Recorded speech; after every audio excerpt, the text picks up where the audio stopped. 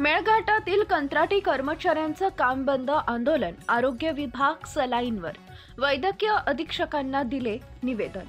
मेळघाटातील प्राथमिक आरोग्य केंद्र तसेच धारणी शहरातील उपजिल्हा रुग्णालयात NRHM अंतर्गत कार्यरत कंत्राटी कर्मचारी अनेक वर्षापासून सेवा देत असल्यावर त्यांना सेवेत सामावून घेतलं नाही।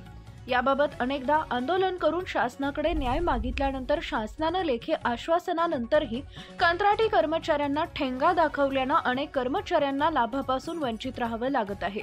तर 5, 10, 15, 20 वर्षापासून सेवा देऊनही तुटपुंजा मानधनावर काम करून कंत्राटी कर्मचाऱ्यांकडून आरोग्य विभाग चालवला जात आहे।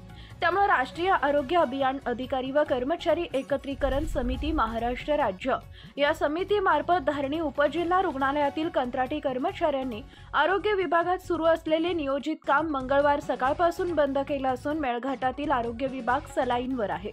त्यामुळे या कर्मचाऱ्यांच्या मागण्या शासनानं पूर्ण करून त्यांना न्याय देण्याची मागणी कर्मचाऱ्यांकडून होत आहे। याबाबतचे लेखी निवेदन वैद्यकीय अधीक्षक दयाराम जावरकर यांच्याकडे तेथील कंत्राटी कार्यरत कर्मचाऱ्यांनी काम बंद आंदोलन पुकारलं आहे।